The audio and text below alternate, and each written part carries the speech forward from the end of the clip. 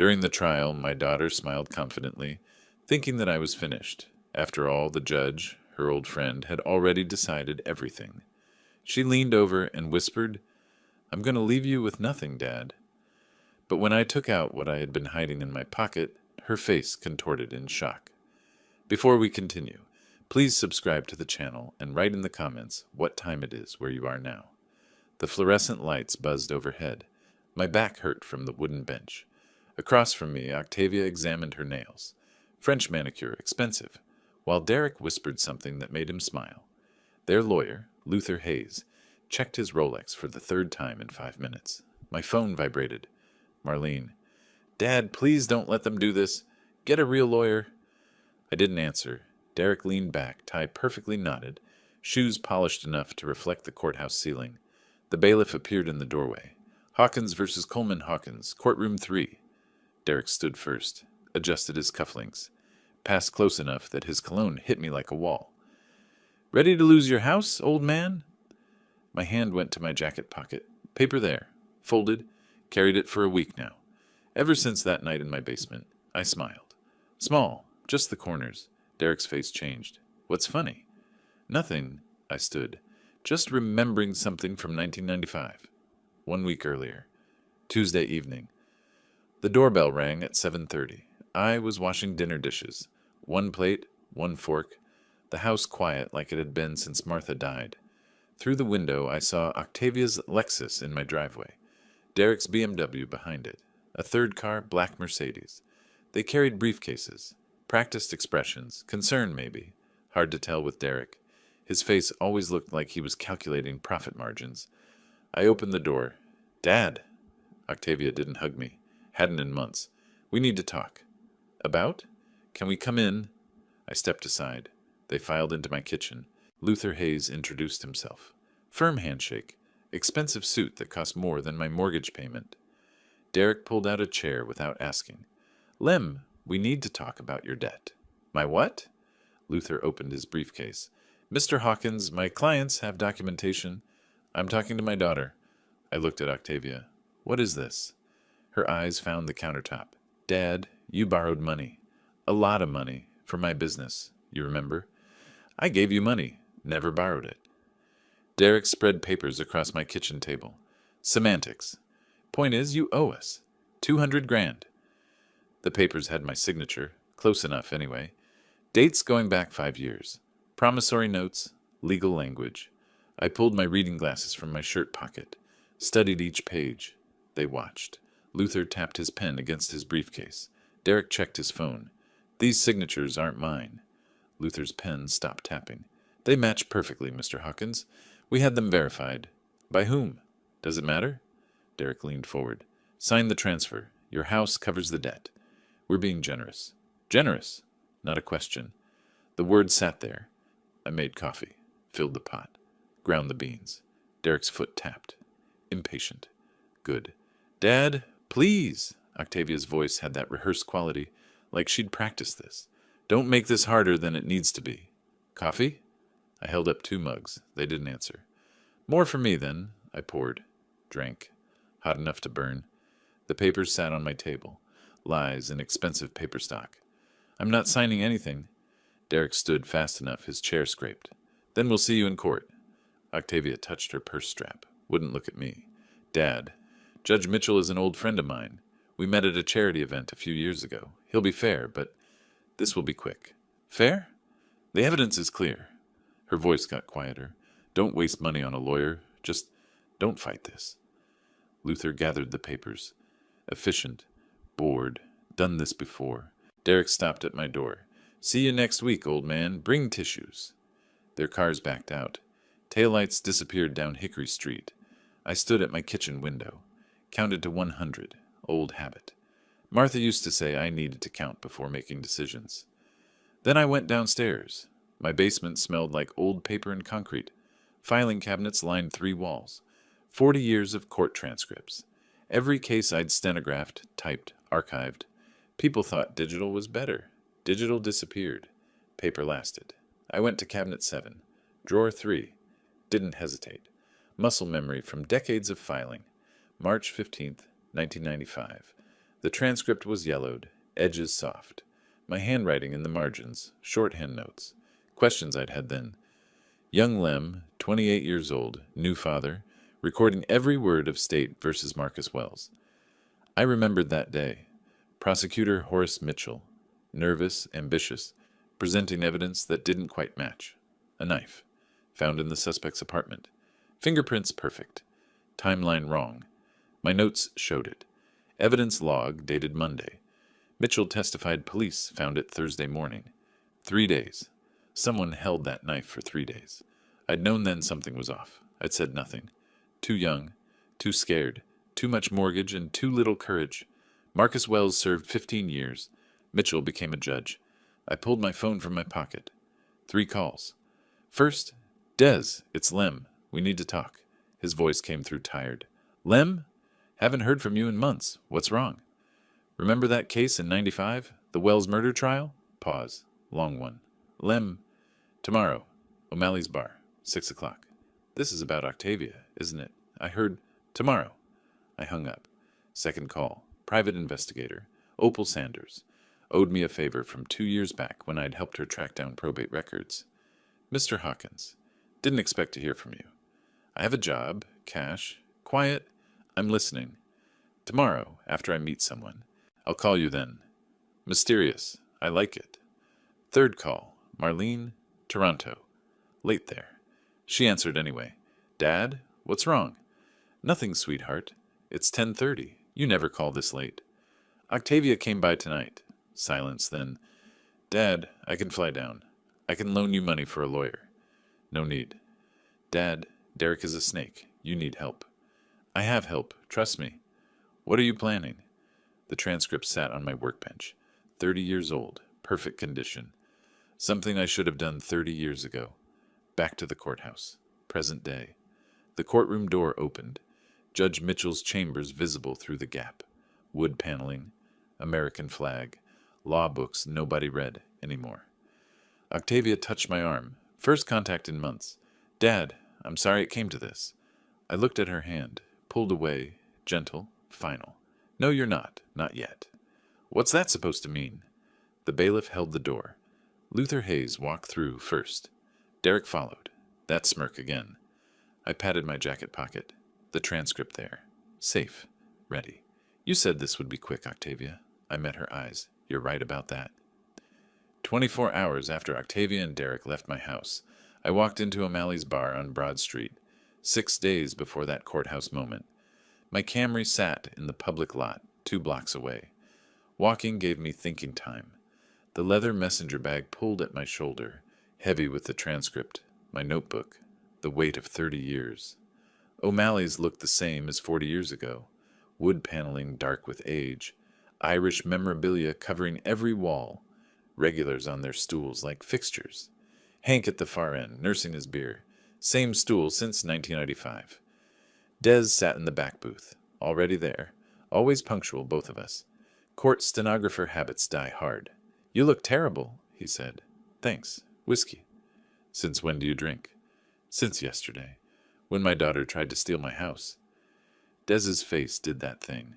Sympathy mixed with something else. Sue from the courthouse had talked. Small town. Everyone knew everything eventually.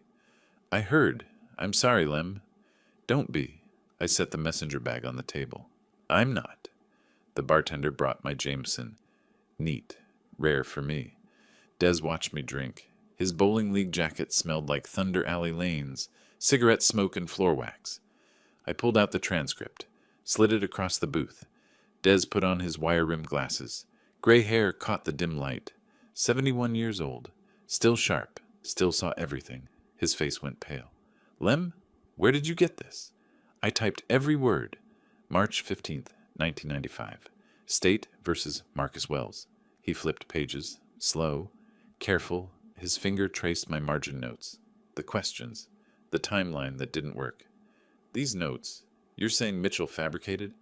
I'm saying the timeline doesn't work. Evidence logged Monday. Found Thursday. Mitchell testified he was present when they found it Thursday morning. That's... Des's voice dropped. That's evidence tampering. That's a felony. Yes. Marcus Wells. Des removed his glasses, rubbed his eyes. I remember that case. He did 15 years. Innocent. The word hung there, heavy, final. Des drank his beer, set it down carefully. Why didn't you report this? 30 years ago. My hand found the glass. Second drink. My hands don't shake, except once, just then. I steadied it. I was 28, Des. Octavia was 2. I had a mortgage. I convinced myself. Maybe I was wrong. Maybe I misread the log. But you kept the transcript. I kept everything. Every transcript. Every case. I finished the whiskey, because part of me knew. Someday, you couldn't have known it would matter like this. No, but I'm glad I kept it. The glass was empty. Good. Universe has a dark sense of humor. Des turned pages. Reading my notes again. Stenographer's shorthand. Codes only we understood. Court language. Evidence language. The language of people who recorded truth for a living. Lem, this is nuclear. You could end Mitchell's career. I know. You could also get yourself in trouble. Why did you keep evidence of a crime? It's not evidence. It's my work notes. Perfectly legal. He smiled. Finally. Small one. You sneaky old bastard. I learned from the best lawyers, including you. I pulled out my notebook. Same brand I'd used 40 years ago. Spiral bound, mechanical pencil. Started writing questions. Connecting dots. Here's what I don't understand, I said. Why is Mitchell helping Octavia? Maybe he really is an old friend. No, judges don't risk their careers for friends' civil cases. There's something else. Derek? Has to be. Mitchell's what? 65? Respectable. Careful. Why would he tank his reputation? Des leaned back. The booth creaked. Unless someone's forcing him. Exactly. Derek knows something, or has something. So you need to find out what? I wrote Derek's name in my notebook. Drew a line to Mitchell's. Question mark between them. I called Opal Sanders this morning. Des's eyebrows went up. The PI? She still owe you that favor? She does. She starts digging tomorrow. Derek and Mitchell. What connects them? She reliable? She's 29, drives a beat-up Honda, lives on Red Bull in spite. I closed my notebook. She once tailed a cheating husband for 3 days in a clown costume because it was the only disguise she had. But she found out he had 2 other families in 2 other states. So yes, Des. She's reliable. He laughed. First real sound that cut through the bar noise. Hank glanced over, looked back at his beer. We talked logistics, timeline, court in 6 days. Mitchell presiding. No conflicts of interest declared. Because Octavia was his friend, not his blackmailer's partner. My hand went across the table. Gripped Des's wrist. Rare contact. He noticed. Don't tell Marlene, I said. She'll worry. Lem, promise me. He nodded. I released his wrist. Picked up the transcript. Handled it like glass. Precious. Dangerous. Been protecting it for 3 decades. Waiting without knowing I was waiting. You know what kills me? I said. I was sitting on this bomb for 30 years, and my daughter picked the worst possible judge to threaten me in front of. If Derek's the mastermind he thinks he is, he should have done his research. Then again, he calls me old man like it's an insult. Des smiled. Old means you remember. Old means I have receipts. Hank shifted on his stool, closer to our booth, pretending to read the menu he'd memorized in 1990. The Wells case, I said, quieter. March 95. Terrible thing. Hank's head turned, just slightly. My stomach dropped. You know they let him out eventually, Hank called over. Saw it in the Chronicle, DNA or something. Innocent the whole time. Terrible thing. I froze. Des's eyes widened. Yeah, I said. Casual. Forced. Terrible. Hank returned to his beer, but the damage was done. Small town, small bar. People remembered. People talked. Des leaned close, whispered, You need to be more careful. If word gets to Mitchell, you're asking about that case. I know. The transcript went back in my bag. We needed to leave. Move faster. Court in 6 days. No more public discussions. Everything goes through Opal now. We stood. Des threw cash on the table. Too much. Nervous. We walked toward the door. My phone buzzed. Text message. Unknown number. I opened it. My face must have changed. Des grabbed my arm. What? I showed him the screen. Photo. Recent. Derek and Judge Mitchell. Together. Mitchell's chambers. Mitchell handing Derek a document. both smiling. Comfortable, familiar. Timestamp, yesterday. The day after Octavia and Derek threatened me. Below the photo. Thought you should see this. You have friends. OS. Opal Sanders. Already working. Already finding things. Des stared at the photo. Lem, Derek's in the judge's chambers the day after threatening you. That's not just suspicious. That's confirmation. My voice came out flat. Calm. The opposite of what I felt. Mitchell's not helping Octavia. He's helping Derek. And whatever Derek has on him, it's big enough to risk everything. My phone buzzed again. Another text from Opal. There's more. Call me tonight. Private. This goes deeper than you think. I stood in O'Malley's doorway. The bar noise behind me. Augusta night ahead. My daughter wasn't the mastermind. She was another victim. And Derek's game was more dangerous than anyone knew. I called Opal Sanders from my Camry. Engine off. Street lights cast orange through the windshield. Des sat in his car 3 spots over, waiting, making sure I got home safe. Old friend habits. She answered on the first ring. Mr. Hawkins, that photo is just the start. What else did you find? Derek Coleman, sealed criminal record 2018, Richmond County. My hand tightened on the phone. Sealed by whom? Take a wild guess. Judge Horace Mitchell signed the order. The pieces clicked. So Derek has leverage. Bingo! I'm pulling the case file tomorrow. Won't be easy. Sealed records are sealed. But I have a friend in the clerk's office. How much do I owe you for this? You got my brother's DUI dismissed in 2019. Testified about chain of custody errors. Remember? I remembered. Young kid, 22, stupid mistake. My testimony about the evidence log saved him. Then we're even. Well, getting there. We talked for 45 minutes. She'd been staking out Mitchell's courthouse office since morning. Watched Derek arrive at 2, stay 90 minutes, leave with a folder. She ran preliminary backgrounds. Derek's sealed case, his financials, his connections. There's more, she said. That charity gala in 2022, where Octavia supposedly met Mitchell by chance? What about it? Derek donated $5,000. Unusual for a mid-level realtor. He specifically requested a table near Mitchell. My breath caught. He planned it. 3 years ago. Whatever he's doing, he's been working it for a long time. I drove home. 20 minutes through empty Augusta streets. My house looked smaller somehow. Darker. I parked in the driveway and sat there. Tomorrow I'd start building the case. Tonight, I just needed to breathe. Morning came at 5. No sleep. I went downstairs. My basement became a war room. I pulled the old corkboard from behind the filing cabinets, propped it against the wall, started pinning documents. Timeline in blue marker across the top. 1995. Wells case. 2005. Mitchell becomes judge. 2018. Derek's sealed case. 2022. Derek introduces Octavia to Mitchell. 2025. Present. Yellow sticky notes with questions. Red string connecting events. Actual string. I looked like a conspiracy theorist, or a TV detective. Difference being my conspiracy was real, and I had receipts. 30 years of receipts. I briefly considered adding photos of Derek with a red X through his face, but that seemed dramatic. I settled for a printout of his smug LinkedIn profile photo instead. Same effect. The stenographer part of my brain loved this. Visual patterns, connections, timeline inconsistencies jumping out in red string. My phone buzzed. Email from Opal. Subject line, "You'll want to sit down." I sat. The email had attachments. Security footage stills from the 2022 gala. Derek approaching Mitchell deliberately. Octavia introduced minutes later. It wasn't chance. It was choreographed. But why? What was Derek's endgame 3 years ago? I printed everything, added it to the wall, stepped back. The pattern was there. I just couldn't see all of it yet. That afternoon, I drove to Waffle House on Gordon Highway. 15 minutes. Marcus Wells sat in a corner booth. Coffee already cold in front of him.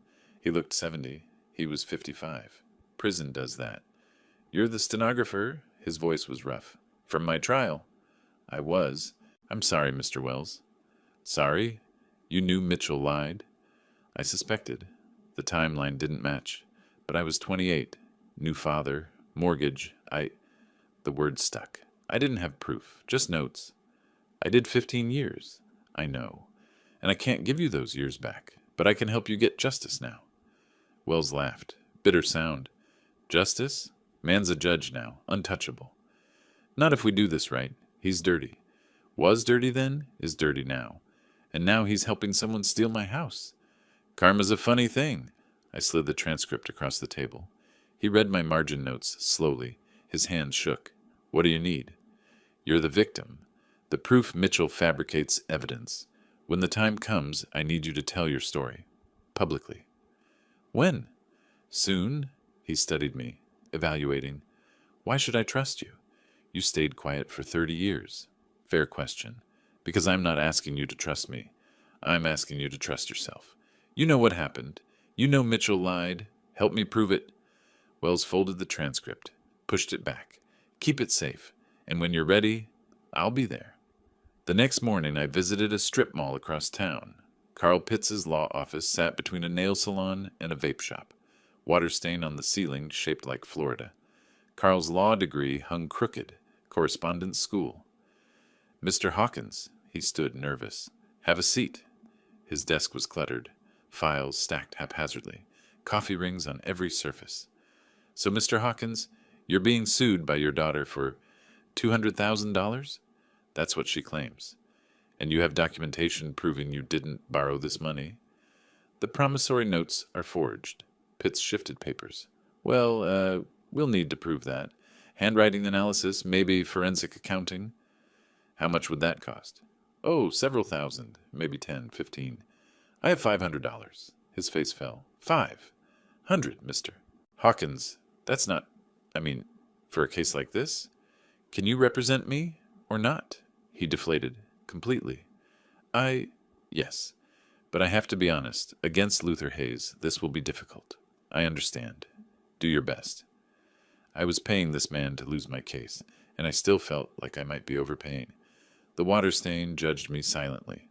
That evening, Marlene called, practically screaming. "Dad, I Googled Carl Pitts. He has a 2-star rating on Yelp." Since when do lawyers have Yelp ratings? "Since forever. Dad, he lost 12 out of 14 cases last year." "Those were DUIs." "Exactly. He loses DUIs. How is he going to handle property law against Luther Hayes?" "Marlene, I can loan you money. 20,000. Get a real lawyer." "No." "Dad, you're being stubborn. This is your house. Where will you live?" "Trust me, sweetheart." "That's what you keep saying, but have I ever let you down?" Quieter now. "No." "Then trust me now, please." She hung up. Not angry, just scared. I didn't blame her. Downtown Augusta, Rita Chen's notary office, 5th floor of an old building that smelled like coffee and copy toner. Rita was 60-something, stern, glasses on a chain. Took her job seriously. I laid the 1995 transcript on her desk, my stenographer's certification from that era beside it. "Mr. Hawkins, this is 30 years old. I made that copy in 1995. It was legal then. Stenographers kept working copies." "And you've had it since?" "In my basement. Every transcript I ever made. I never throw anything away." She examined my certification, my signature from 3 decades ago, the transcript pages. "This could be explosive if it proves a judge fabricated evidence." "Yes." Rita stamped the document. Official seal. "I'm notarizing that this appears to be a legitimate court transcript copy, and that you've provided your certification ID from 1995. What you do with it is up to me. Thank you, Rita." Thursday evening. Bowling alley. Des was horrified. "Carl Pitts. You hired Carl Pitts." "I did." "The man who once showed up to court with his fly unzipped? Was it unzipped the whole time?" "Lem, this isn't funny." "It's a little funny, but it's necessary." "Explain." I set down my bowling ball. "If I hire a good lawyer, I might actually win the case. Or draw it out. Or settle." "And that's bad?" "That's incomplete. I don't want to beat Octavia in civil court. I want to expose why Mitchell is helping Derek. I need Mitchell confident, smug, making mistakes." Understanding dawned in his eyes. "So you're going to lose. Spectacularly. And when Mitchell thinks he's won, when Derek thinks he's safe, when Octavia thinks I'm defeated, you pull the transcript. I pull the transcript." But something bothered me. At the bar earlier, I'd mentioned the Wells case, not loudly. But Hank, old regular at the end, had perked up. "Wells case?" I remember that. I'd changed the subject fast, but damage was done. Small town. People talked. Des had warned me. You need to be more careful. If word gets to Mitchell. I knew. First crack in my careful planning. Emotional, angry, capable of mistakes. No more public discussions. Everything through Opal now. Friday night, late. My phone rang. Unknown number. Mr. Hawkins, this is Horace Mitchell. I froze. Judges don't call litigants. Ever. Judge Mitchell? Mr. Hawkins, I'm calling off the record. This lawsuit, your daughter's lawsuit. What about it? His voice was strained. Tight. I'm required to hear the case. It was randomly assigned to me, but I want to be fair. Fair? I'm just saying, if you wanted to settle before trial, I would encourage both parties to consider that option. Judge, is everything all right? Long pause. Too long.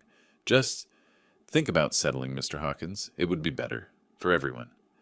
He hung up. I sat in my basement, surrounded by my war room, red string, timeline, questions. Mitchell was terrified. Derek was pushing him. The judge tried to warn me, or it was a trap. I called Opal immediately. Mitchell just called me, directly.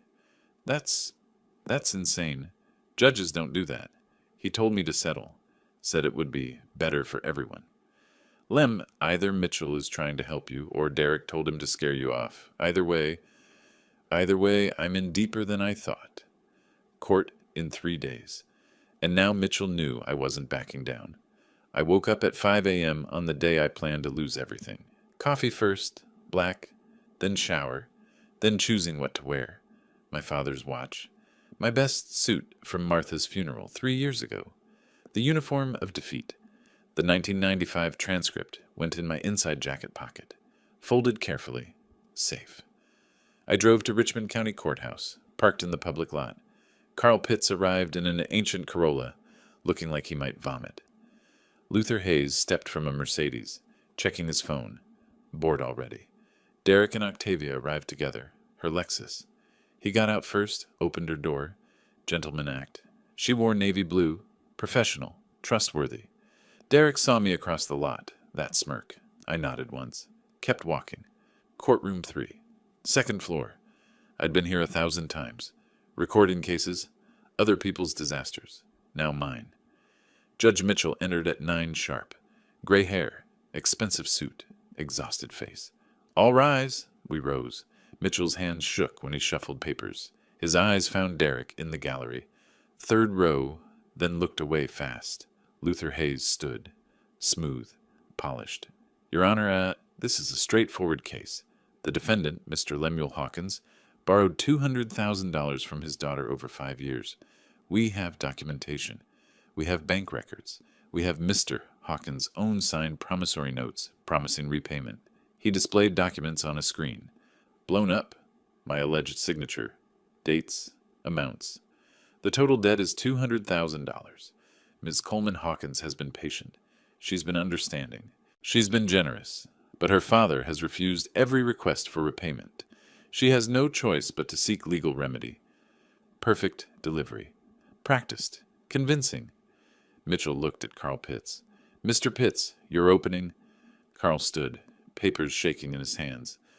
Yes, Your Honor. My client, Mr. Hawkins, he maintains that these signatures are not authentic. He gave money to his daughter. He didn't borrow it.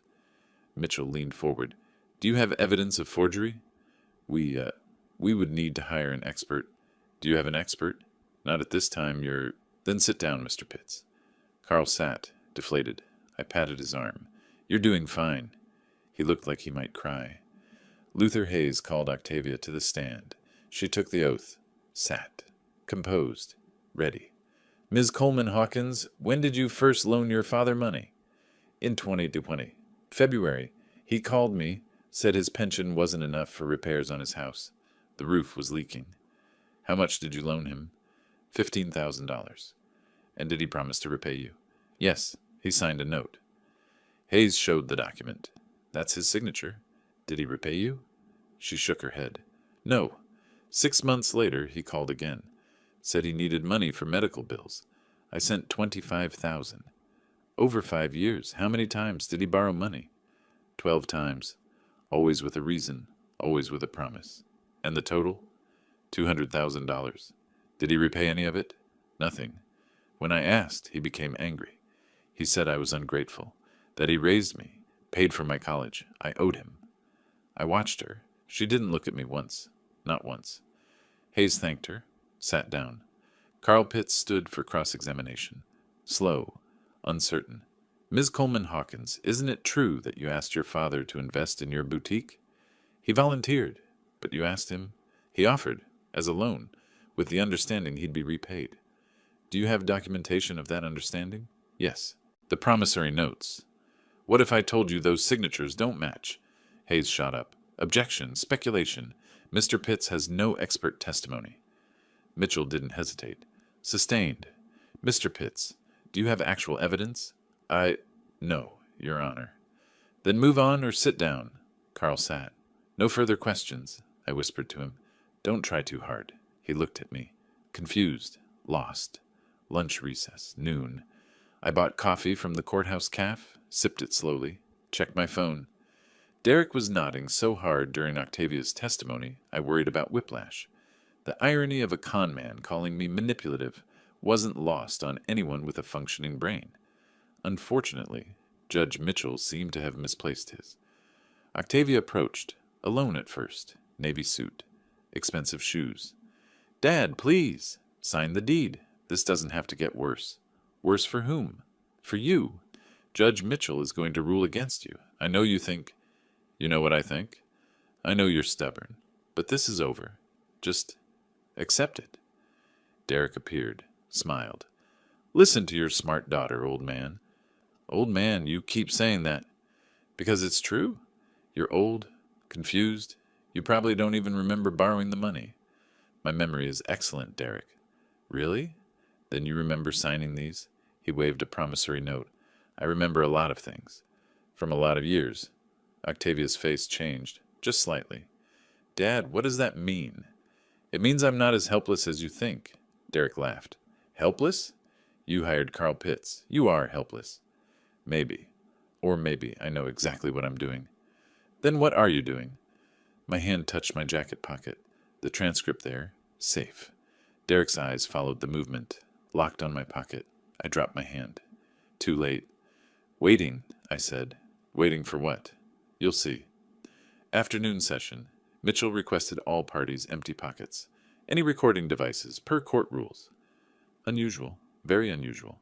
I put my keys, wallet, phone on the defendant's table. The transcript stayed in my inside jacket pocket. Technically internal, not a pocket. But Derek watched. Close. Suspicious. I'd underestimated him. He wasn't just a con man. He was observant. Careful. This would be harder than I thought. Court adjourned at 4. Tomorrow. Closing arguments and ruling. People filed out. I packed Carl's useless briefcase. Slow. Last to leave. Luther Hayes stopped.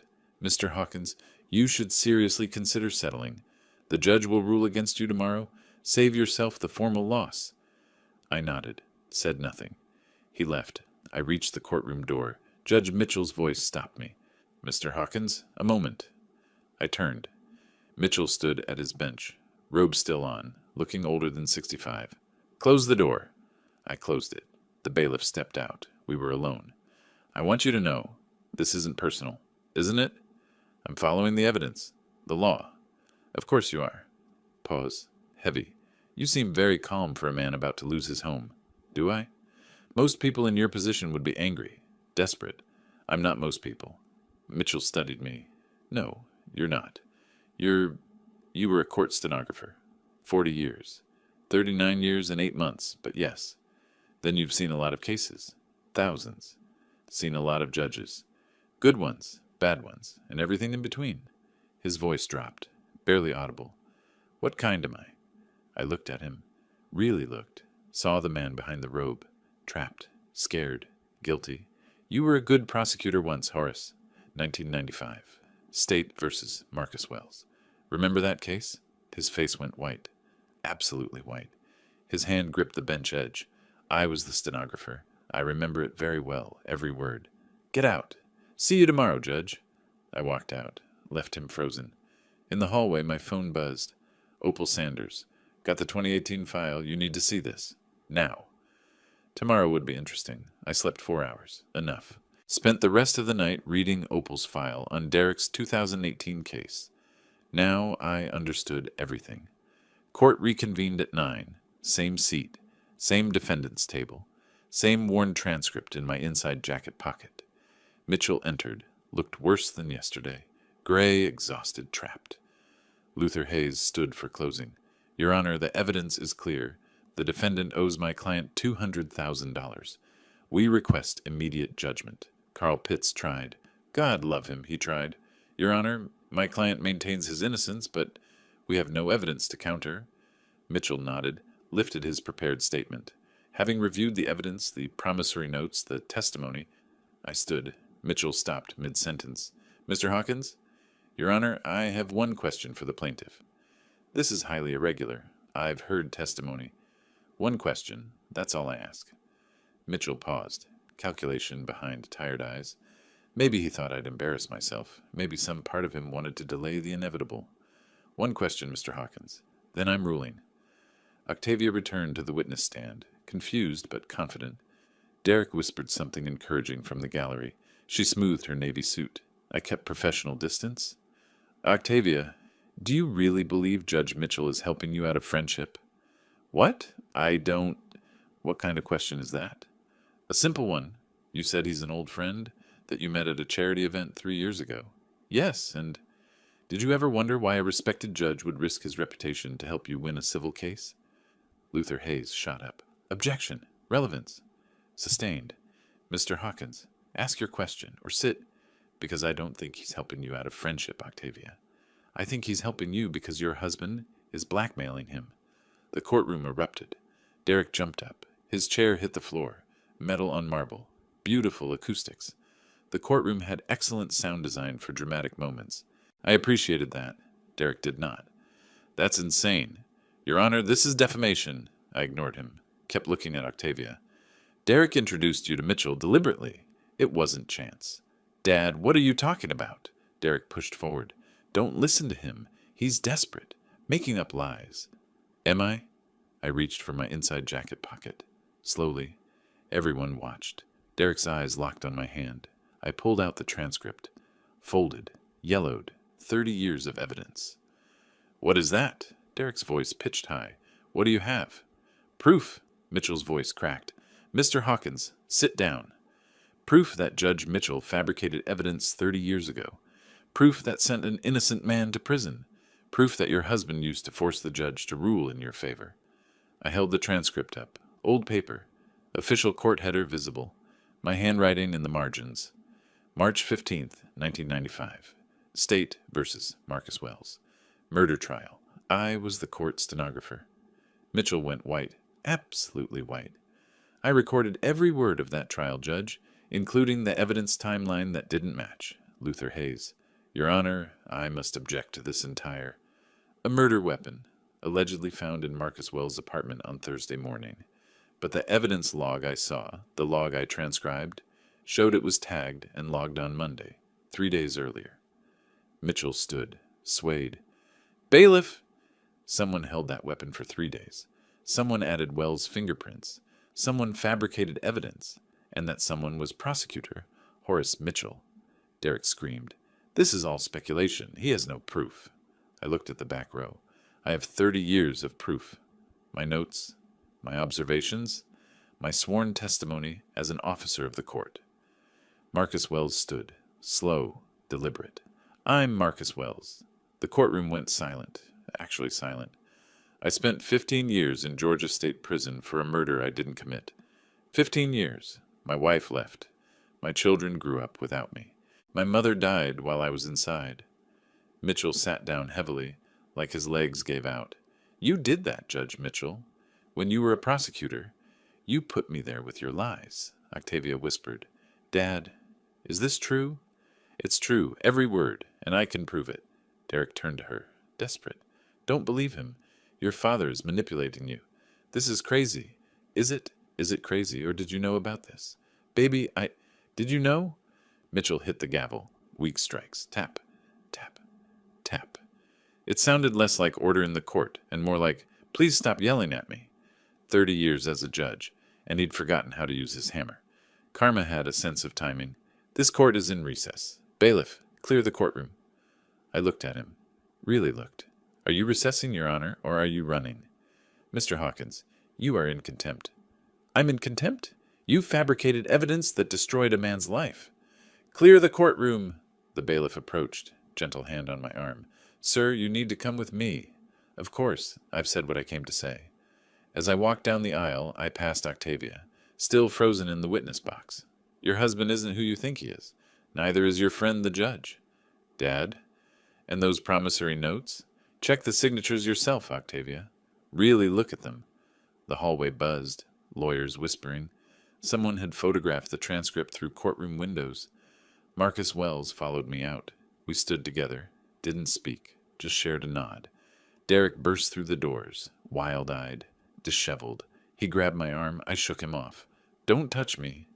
That transcript proves nothing. It's your notes? Hearsay. Is it? We'll let the Georgia Bar Association decide that. You'll regret this. I'll destroy you. You'll what? Blackmail another judge? That worked out well. Desperation replaced anger. You don't understand. Mitchell wasn't what? Innocent? No, he wasn't. Neither are you.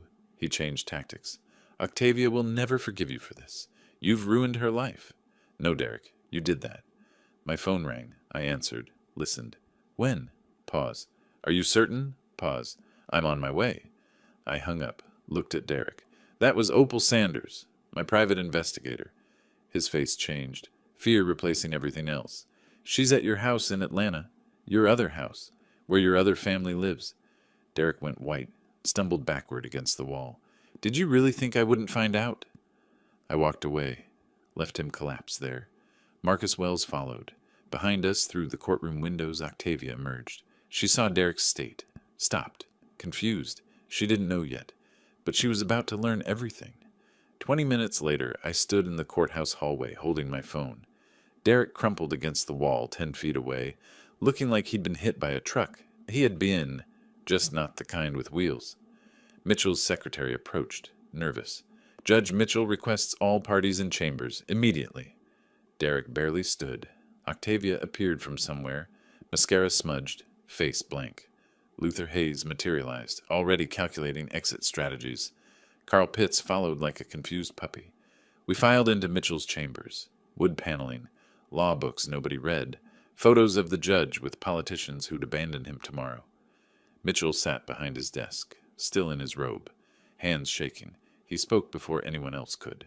I'll resign within 30 days. I'll refer Marcus Wells to the GBI. I'll dismiss your case immediately, with prejudice. Just, what else do you want? I blinked. That's it?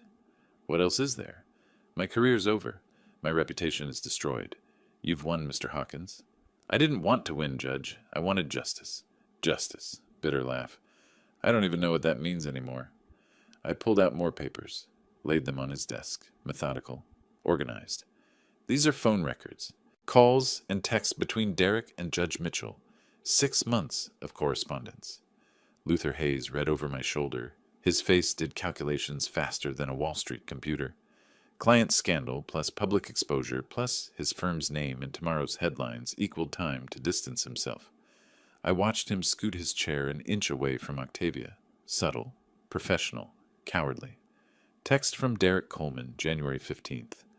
I know about Marcus Wells, 1995. Evidence problems. Want me to keep quiet? Your response, Judge. What do you want? Derek found his voice. Those could be fake. Anyone can fake text records. Shall we get a warrant for your phone? Check the originals? Silence. Octavia took the pages from Hayes. Read slowly. Her face transformed. Make sure the old man loses everything. You wrote that. About my father. Baby, you don't understand the context. What context makes that okay? He was trying to ruin your business. I was protecting you. By blackmailing a judge? I didn't blackmail anyone, I read aloud. Do this or the Wells case becomes public. Your choice, Judge. That's March 3rd. Definition of blackmail. Mitchell's voice, barely audible. He found out during his own case. 2018. Real estate fraud charges in my court. He was looking for ways to, and he found Wells. Derek rounded on him. This is your fault. If you'd just ruled for Octavia like you promised, like I promised, you threatened me, you forced me. You came cheap for a judge. One mistake from 30 years ago and you folded like paper. My mistake sent a man to prison for 15 years. And my leverage got you to do the right thing. Octavia deserved that house. Octavia stood. No, I didn't. The signatures were fake. You forged them, didn't you? Didn't you? Derek caught. Trapped. You needed to believe? You forged my father's signature. You faked the promissory notes. You dragged me into court to lie for you. For us! For our future! We don't have a future. Luther Hayes stood. Mr. Coleman, I'm withdrawing as counsel, effective immediately. You can't do that. I absolutely can, and I am. Good luck. He moved faster than I'd ever seen a lawyer move without hourly billing involved. The door practically left scorch marks. I respected his survival instincts. Rats, sinking ships, and all that. He'd probably bill Octavia for the exit. Octavia held her phone, searching something. Her face went through stages. Confusion, comprehension, devastation. Derek, who is Heather Morrison? He paled. Who? I don't... 2847 Riverside Drive, Atlanta. House in your name and hers. Who is she? That's business. It's complicated. Is she your wife? No. God, no. She showed him her phone screen. Then why are there photos of you two at a wedding? From 2017?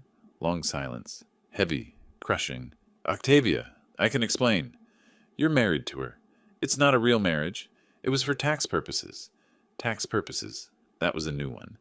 I'd heard a lot of excuses in 40 years of courtrooms. But I committed bigamy for tax purposes? That was creative. Stupid, but creative. The IRS would be fascinated. Tax purposes? And she knows about you. She's fine with it. You have another family. Octavia, please. 2 children. I can see them in the photos. How old? Baby, listen. How old? Derek deflated completely. 7 and 5. We've been married 6 years. Pause. Long. Heavy. You married me while married to her. While raising her children. It's not like that sounds... She looked at me. Tears streaming. Real ones. Not performance. Dad, I'm so sorry. I'm so sorry. Derek tried to reach for her. She jerked away. Get away from me. Without me, you have nothing. Your business is in debt. Your father hates you. No, he doesn't. But I think I'm starting to hate you. Derek lunged for the desk, trying to grab the transcript. Destroy evidence. Carl Pitts blocked him. The lawyer who couldn't object properly, who'd lost 12 out of 14 DUI cases, who had a water-stained ceiling and a crooked law degree, just turned into an action hero. I don't think so, Mr. Coleman. The bailiff entered, grabbed Derek. Sir, you need to leave. Now. Derek fought. Screamed. This isn't over, Lem. You haven't won. I watched him dragged out. Yes, Derek, I have. My phone buzzed. Text from Opal. Marcus Wells arrested. County jail. Confronted Mitchell in parking lot. Need bail. I texted Des immediately. Kept my face neutral. One complication. Manageable. Mitchell signed the dismissal order. Typed his resignation letter. His hands shook the entire time. Judge Mitchell, here's what happens next. You dismiss the case. Today, you submit your resignation letter. Tomorrow, you cooperate fully with the GBI investigation. And if I do all that, then I don't send this transcript to every newspaper in Georgia? You're blackmailing me. No, Judge, I'm giving you a choice. Something you never gave Marcus Wells. He nodded. Broken. I'll do it. All of it. Parking lot. Late afternoon. I was exhausted. Victorious. Done. My phone rang. Unknown number. Mr. Hawkins? This is Heather Morrison, Derek's other wife. I stopped walking. Ms. Morrison, I'm surprised to hear from you. I bet. Look, I heard what happened in court today. Someone posted about it online already, and I need you to know something. What's that? Derek didn't just scam you and the judge. He scammed me too. The house in Atlanta. He took out a second mortgage I didn't know about. He's been stealing from both families. I'm sorry to hear that. Don't be sorry. Be ready. Because Derek, when he's cornered, he gets dangerous. I've seen it. And right now, he has nothing left to lose. What are you saying? I'm saying watch your back. Derek isn't going to just let this go. Just be careful, Mr. Hawkins. She hung up. I reached my Camry, unlocked it, walked around it once, checking. Nothing. I got in, started the engine, pulled out. In my rearview mirror, Derek's car, 3 rows back. Derek in the driver's seat, watching me, not moving, just watching. I'd won in court. I'd exposed Mitchell. I'd saved my house. But Heather Morrison was right. This wasn't over. 3 days passed. Mitchell's resignation made the front page. Derek vanished. Octavia. I didn't know where she was, until my doorbell rang at 2 a.m. I'd been in my kitchen reviewing documents from Opal. Couldn't sleep. Too wired. I approached the door cautiously. Heather's warning about Derek being dangerous echoed. Through the peephole, Octavia. Destroyed. No makeup. Hair disheveled. Eyes swollen. I opened the door. She collapsed into a chair, could barely speak. Dad, I didn't know. I swear I didn't know about any of it. You didn't want to know, Octavia. There's a difference. I made coffee. Old habit. But my face stayed hard. She told me about Derek's counterattacks. False police report claiming I threatened him. Stalked him. His new lawyer pushing Augusta PD to investigate. Restraining order talk. He emptied our accounts. Every business account. Personal savings. Everything. $320,000. I can't make payroll. Can't pay rent. Each revelation made me angrier. Not at her. At Derek's vindictiveness. He's been calling my clients. Telling them I'm mentally unstable. That I'm lying. That I'm covering up crimes. My vendors are cutting ties. Come downstairs. My basement. Investigation wall. 3 years of Derek's manipulation laid out in colored string and documents. Octavia stared. When did you... How long have you known? About Derek and Mitchell? 2 weeks. About Derek being a snake? Much longer. Why didn't you tell me? Would you have believed me? Pause. Heavy. No. Exactly. She traced the timeline. The charity gala. The business loans. The lawsuit. All connected. He played me from the beginning. Yes, he did. I showed her everything. Phone records. Property transactions. The sealed 2018 case. Then Atlanta. Derek's other family. Other house. Other life. She ran to the bathroom. Threw up. When she emerged, she was different. Harder. Angrier. Octavia, there's something you need to understand. You committed perjury. Her face went white. What? No, I just testified. You testified under oath. You swore those promissory notes were real. You said my signatures were authentic. That's a felony. 2 to 10 years. But I didn't know they were fake? Did you check? Did you verify? Or did you just believe Derek? Silence. She hadn't checked. Believed her husband over her father. The DA could charge you tomorrow. Mitchell's case is getting major attention. They'll want everyone involved. What do I do? That depends. Are you ready to tell the truth? At 4 a.m. my landline rang. Heather Morrison. I put it on speaker. Mr. Hawkins, Derek called me. He's panicking. He asked me to lie for him, give him an alibi. He wants me to take the kids and leave the country with him. Said he has $300,000 in cash. Octavia's stolen money. Heather emailed an audio file. We listened. Derek begging his other wife to run away with him, promising her the money he stole from Octavia. Octavia's face hardened completely. I'll help you destroy him. Morning came. We sat at my kitchen table. Planning. Really planning together for first time in years. My phone rang. Marcus Wells. Mr. Hawkins, I heard Derek emptied your daughter's accounts. I think I know where some of that money is. Wells had been watching Derek for months. Saw him making deposits at a check-cashing place on Broad Street. Had photos. Timestamps. I want to help. Derek profited from what Mitchell did to me. Time he paid for that, too. I pulled property records while Wells talked. Something caught my eye. Address. 1847 Riverside Drive, Augusta. Derek purchased it in 2019 from W Family Trust. I checked my notes. Wells' family address. Marcus, did Derek buy your family's house? Long pause. How did you know? Property records. $45,000. It was worth $200,000. My mother was desperate. Sick. I was in prison. Derek took advantage. Octavia stared at the deed. He bought your house? He profited from Mitchell's crime against me. Then he used that crime to blackmail Mitchell. The cruelty was breathtaking. Wells arrived an hour later, shook Octavia's hand. Let's get him. We worked through morning, drafting Octavia's statement, gathering evidence, contacting the DA.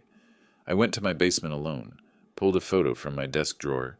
Octavia at age 7, gap-toothed smile, holding my hand at the beach. I stood there holding that picture. For the first time since this started, I wondered if I'd gone too far. Octavia was going to confess to perjury, might face charges, had lost her business, her marriage, her reputation, everything gone. Because I'd set this in motion. What if I'd just let them take the house? I looked at my investigation wall. Marcus Wells's photo. 15 years stolen. Derek's multiple families. His frauds. His manipulations. No, I didn't start this. Derek did, and maybe this was the only way to save her. Sometimes you burn away the infection to save the patient. I put the photo back, went upstairs. Octavia looked up from her typing. Dad, you okay? Yes, sweetheart, I'm okay. Late evening. Email from Opal. Urgent, found him. Derek in Augusta. Still in town. Grand Hotel, downtown. Under fake name. She attached surveillance photo. Derek outside courthouse, talking to someone. Luther Hayes. Octavia's former lawyer, handing Derek a folder. What is Luther doing with Derek? Marcus Wells. Your lawyer who quit? He didn't quit. He switched sides. My phone rang. Luther Hayes. Mr. Hawkins, we need to talk. Do we? Derek has hired me. He has allegations. About you. About Ms. Coleman Hawkins. Coercion, manipulation, elder abuse claims. That's his desperate move? Derek has documentation, recordings of your conversations, texts. He's claiming you forced her to turn against him. Recordings? Derek recorded everything. Your midnight conversation, your basement meeting. He's claiming you coerced a confession. Octavia's phone. Derek had installed spyware months ago. Oh my God, he's been listening to everything. I looked at Marcus Wells, at Octavia, at our evidence. Derek knew our entire plan. So what do we do? I smiled slightly. We move faster. We go public tomorrow, before he can file anything. Tomorrow? We're not ready. We're ready enough, and Derek just made his biggest mistake. What mistake? He let us know he was listening, which means we can use that. We sat around my kitchen table, staring at Octavia's phone like it was a bomb. Derek had been listening to everything. We have maybe 12 hours, I said. We move now, not tomorrow. Tonight. The house became a war room, coffee brewing constantly. Marcus Wells calling victim advocacy groups, journalists who covered his exoneration, Octavia typing her statement. Des arrived at 4 a.m. to review everything legally. At 7:30, reporter friend Jennifer called. Derek's holding press conference in 30 minutes. He has recordings. It's bad. I hung up. Change of plans. We're not going to DA first. We're going to the press. Now. By 8:15, we were at the Chronicle building requesting emergency meeting with editorial board. While Derek's press conference happened at courthouse steps, we were inside showing editors the full picture. Complete unedited recordings, financial records, property deeds showing Wells' family theft, Mitchell's resignation letter, Heather Morrison via video conference agreeing to public statement, phone records of blackmail. Editor Susan Torres's face transformed from skeptical to shocked. We almost got played. Derek showed you edited clips to manipulate coverage. We're publishing, today. This is the biggest scandal in Augusta legal history. At 10 a.m., Chronicle released explosive article online. Full scope of Coleman Mitchell scandal. Revealed bigamy, blackmail, property theft. Community reaction was immediate and savage. Social media exploded. Derek Coleman trending in Georgia. For 2 hours that morning, Derek had thought he won. His press conference. Luther Hayes defending him on TV. News coverage presenting both sides. Derek ordered room service breakfast at the Grand Hotel. Celebration. Then Hayes' secretary burst in. The Chronicle just published. You need to see this. Hayes read it, went white. His reputation now tied to Derek's guilt. He started damage control, which meant abandoning Derek. Again. Derek's phone started buzzing. Friends calling him lying sack of shit. Heather sending, "You destroyed our lives." He pulled up the article. Read his own words, unedited, proving his guilt. Saw Heather's testimony. Wells' story. The room service arrived. He couldn't eat. His victory lasted 120 minutes. By noon, TV news crews were hunting him. Luther Hayes called press conference to withdraw. I was provided incomplete information. Running again, the internet was merciless. Within 6 hours, Derek went from threatening press conference to national punchline. Someone created meme. Derek's face with caption, "Got married to second woman for tax purposes. Tax preparers hate this one weird trick." I almost felt bad. Almost. Then I remembered he called me old man and tried to steal my house. Saturday evening, Marcus Wells got a call. Augusta City Council meeting Tuesday night. Mitchell was supposed to receive Service to Justice Award. Ironic timing. City Council wanted to use that meeting to address the scandal. Invited Wells to speak. Lem to present evidence. Public to witness. Derek would be there. Subpoenaed. Everything comes full circle. Hotel staff reported Derek's room was disaster. Furniture blocking door. Multiple whiskey bottles. TV constantly showing news coverage of himself. When manager knocked about checkout, Derek screamed, "Go away! I'm calling my lawyer." "Sir, we need you to leave by tomorrow." "I said go away."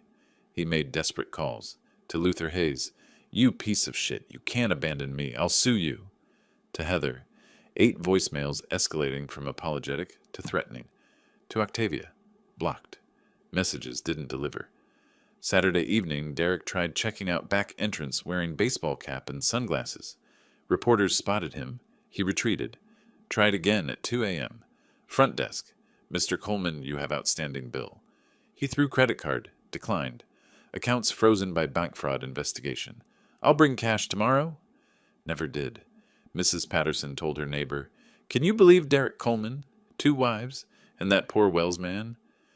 "I always said there was something off about him." "You did not? You borrowed his ladder?"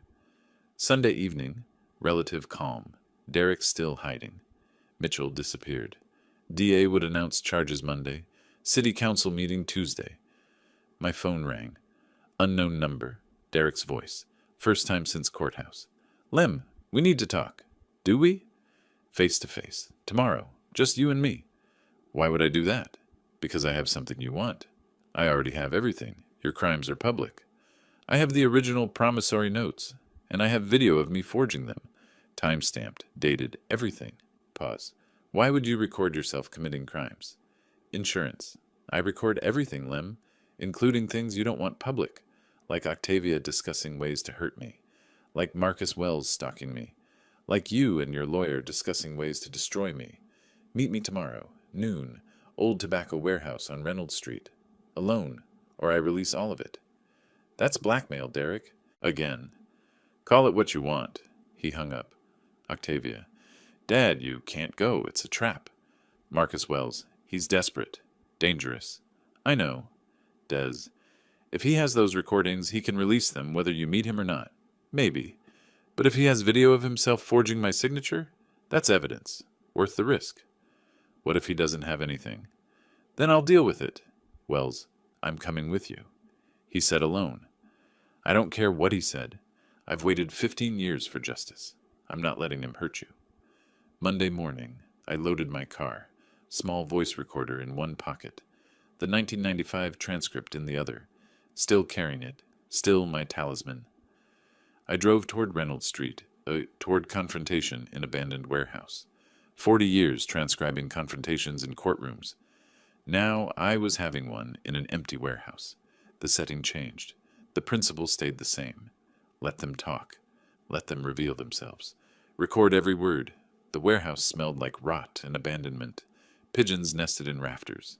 Windows broken, letting sharp rectangles of light through. Derek stood in the center, 50 feet from me. He looked terrible, unshaven, clothes wrinkled, eyes wild. "You need to call off the DA," he said. No greeting. "Make a public statement. Clear my name." "No. I have recordings. Octavia planning revenge. Wells stalking me. You conspiring. Release whatever you want, Derek. You're still guilty. Of everything." He became unhinged. Started ranting. How I'd forced him to extreme measures. How the house should have been his anyway. How I was vindictive. Cruel. Obsessed. Everything recorded. My pocket device catching every word. Including him admitting he forged my signatures. Police arrived. Des had called them early. Told me later he didn't trust Derek not to get violent. Derek realized he'd confessed on my recording. His face went white. "You're under arrest," the officer said. Outstanding warrant. DA had issued it Sunday. Derek screamed threats as they led him away. I watched, didn't smile, didn't need to. That evening, city council chambers were packed, standing room only, TV cameras, journalists everywhere. I sat front row with Marcus Wells and Des. Octavia sat separately, middle section, alone. Mitchell arrived with his attorney, looked like a ghost. Council President Patricia Simmons gavelled for order. Tonight's agenda has changed. Judge Mitchell was scheduled to receive the Service to Justice Award. In light of recent allegations, we're conducting public inquiry instead. Gasps from gallery. Mitchell's attorney. "This is irregular. We weren't properly notified. You were subpoenaed Friday. You're here. That's notification." She called Marcus Wells first. Wells walked to the podium slowly, placed an old photo there, himself at 40, before prison with his children. "My name is Marcus Wells. In 1995, I was convicted of murder. I served 15 years in Georgia State Prison. I was innocent." The gallery went silent. The prosecutor who convicted me was Horace Mitchell. He presented evidence, a murder weapon that he claimed was found in my apartment. But that evidence was fabricated. The timeline didn't match. He held up the 1995 transcript. "This document proves it, and the man who recorded those facts is here tonight, Lemuel Hawkins." Wells spoke for 20 minutes. His family's collapse. His mother's death. Then the final blow. "In 2019, Derek Coleman bought my family's home for $45,000. Worth $200,000. We were desperate. He took advantage. Later, I learned Derek used my case to blackmail Judge Mitchell." The gallery erupted. I was called next. Presented methodically. The transcript with margin notes. Evidence timeline discrepancies. Derek's sealed 2018 case. Phone records proving blackmail. Property records showing Wells' family theft. Everything documented, cross-referenced, projected on screen for everyone to see. Mitchell's attorney kept objecting. "This is trial by public opinion." Simmons. "This is transparency. Continue, Mr. Hawkins." When I finished, Simmons looked at Mitchell. "Judge Mitchell, do you dispute Mr. Hawkins' testimony?" His attorney. "My client declines to testify without immunity guarantees." "That's not how this works. Judge Mitchell?" Long pause. Then quietly. "No, I don't dispute it. It's true." Sensation in the chamber. Mitchell continued. "I fabricated evidence in the Wells case. I was young, ambitious. I took shortcuts. An innocent man paid the price. Then Derek Coleman discovered it and blackmailed me. I let him. I rigged Mr. Hawkins' case. All of it. True." Public confession. On camera. His attorney looked horrified. Rear doors opened. Police officers entered. "Judge Horace Mitchell, you're under arrest for obstruction of justice, evidence tampering, and judicial corruption." They handcuffed him in front of everyone. 20 years as a judge, ending with cold metal around his wrists. As they led him past Marcus Wells, Wells said quietly, 15 years, Judge. Remember that number." Mitchell nodded. Couldn't look at him. During public comment period, Octavia approached the podium. "My name is Octavia Coleman Hawkins. I'm Lemuel Hawkins's daughter." Murmurs, cameras focused. "I testified against my father. I believed Derek Coleman. I believed the promissory notes were real. I was wrong. Derek forged those documents. He manipulated me for years." She looked at me. "I'm sorry, Dad." I nodded once. Didn't smile. But my eyes softened. Council voted unanimously. Criminal prosecution recommended. Formal apology to Marcus Wells. Commendation for my civic courage. Outside, after, Wells shook my hand. No words needed. 15 years stolen. 30 years of guilt. All acknowledged in that handshake. Octavia approached cautiously. "Dad?" I looked at her. My daughter who'd betrayed me. Who'd just chosen truth over comfort. "You did good tonight, Octavia." Not forgiveness, but not rejection either. Possibility. 3 months passed. Summer arrived in Augusta. Hot. Humid July. My basement felt like a cave. Cool.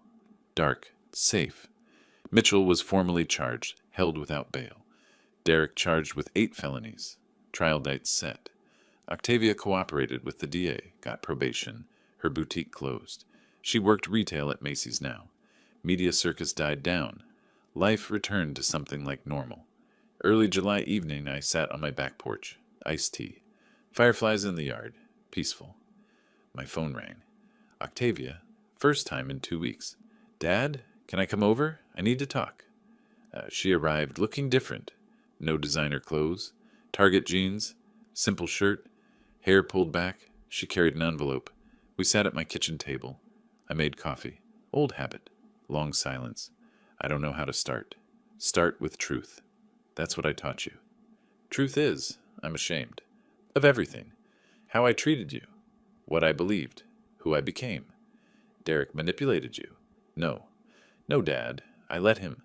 I wanted to believe him because believing him was easier than questioning why my business was failing. I chose comfort over truth. I chose Derek over you. That's on me. I nodded. I'm sorry. I know sorry isn't enough. I sued you. I testified against you. I called you a manipulator. No, it doesn't erase them. She pushed the envelope across.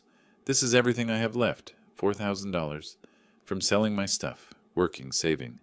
I know you spent retirement money defending yourself. I pushed it back. Keep it. Dad, you need it more than I do. Silence. Octavia, do you understand what you did wrong? Yes. Tell me. Specifically. I trusted money over family. I trusted a man I'd known 6 years over my father who raised me. I didn't ask questions when I should have. I let grief over Mom make me vulnerable, and when you needed me, I turned on you.